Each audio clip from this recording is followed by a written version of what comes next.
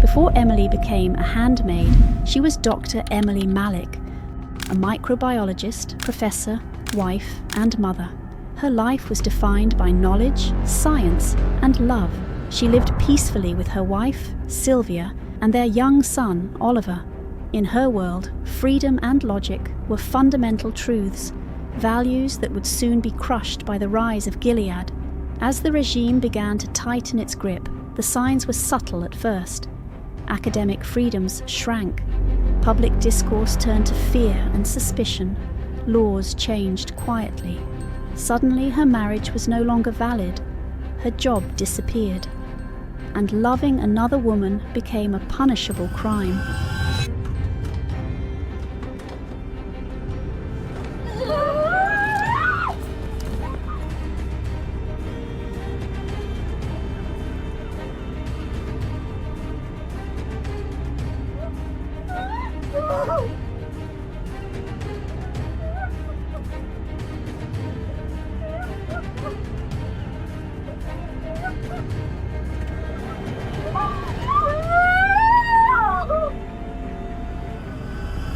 Emily, once a respected academic, was labelled a gender traitor.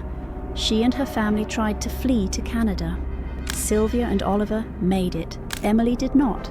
She was captured, ripped away from the life she built, and thrown into Gilead's machinery of control.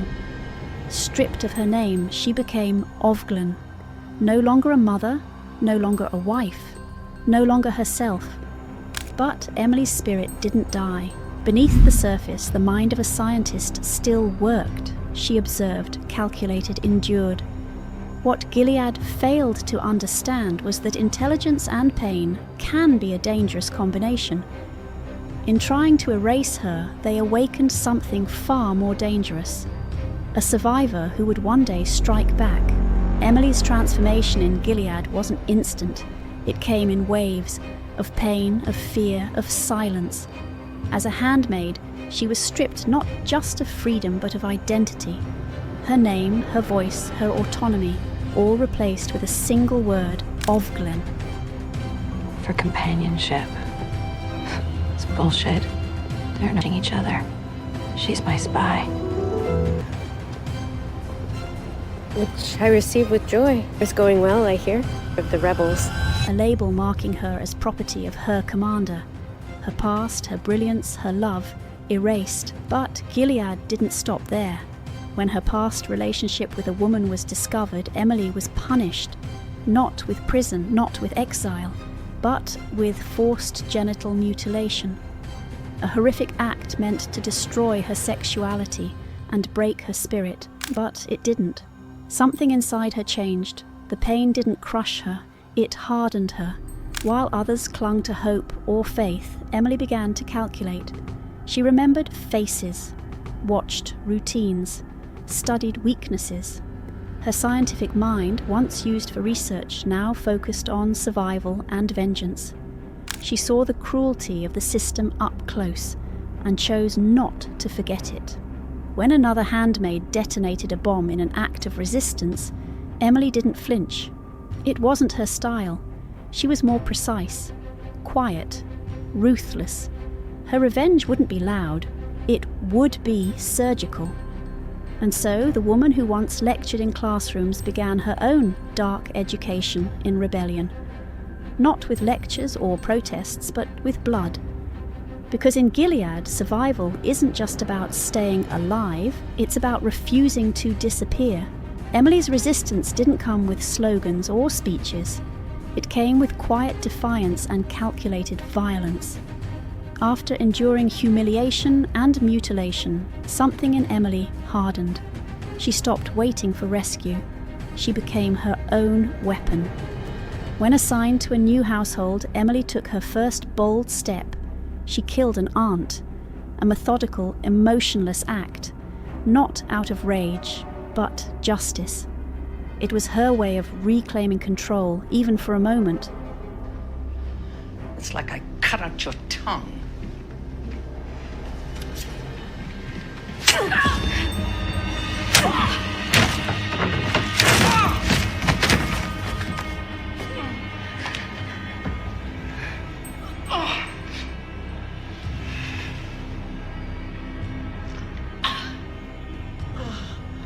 Later, she escalated. Given the chance, she stole a car and ran over a guardian. Not an accident, an execution. Emily's rebellion was precise, not driven by chaos, but cold determination. To some, her actions were terrifying. Even June, herself a symbol of resistance, seemed unsure of Emily's intensity. But to others, Emily was a legend, a woman unafraid to fight the regime on its own brutal terms.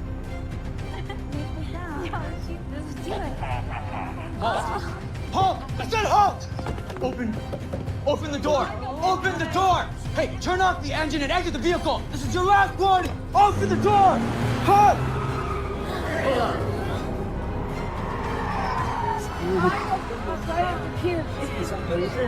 What's she doing? Driving.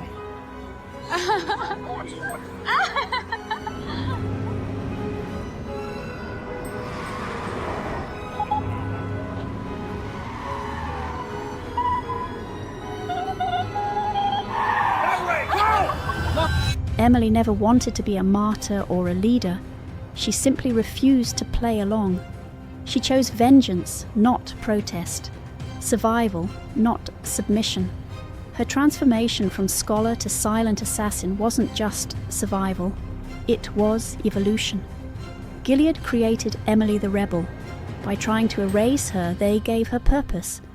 And once she realized how much power she still had, even within their system, she stopped running. Emily didn't shout for change. She carved it, one cut at a time.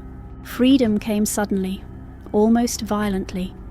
After months of torment, Emily escaped Gilead, thanks to a secret operation involving June and other allies. She crossed the border into Canada with nothing but trauma and a battered sense of identity. For many, this would be the end. But for Emily, freedom brought new challenges.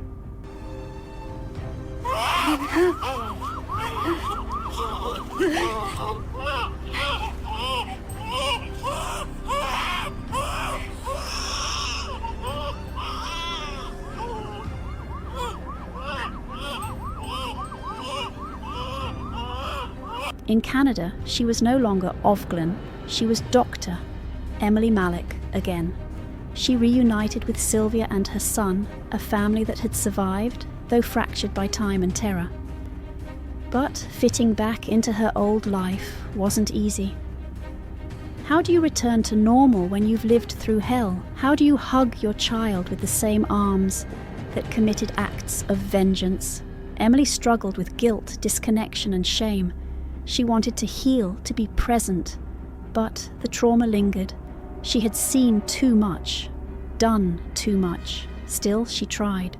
She worked with trauma counselors. She rebuilt ties with her family. She began volunteering to help other Gilead refugees. And yet, part of her remained trapped in the past, haunted by what she had to become to survive. Emily's freedom didn't erase her pain, but it gave her a chance to reshape it. Not every survivor escapes clean. Not every hero feels like one. Emily's post-Gilead journey shows that survival is messy, and healing even messier. But every day she wakes up and chooses life is another blow to the world that tried to destroy her. Emily Malek is not a conventional hero. She's not a fearless leader like June, nor a public voice like Moira. Emily is something darker, sharper, more conflicted, and maybe that's what makes her one of the most important characters in the Handmaid's Tale. Her legacy is complex. She survived horrors and inflicted some of her own. She's both victim and executioner, a woman broken by a system who rebuilt herself with jagged edges. Some view her as a symbol of strength, someone who refused to surrender no matter the cost.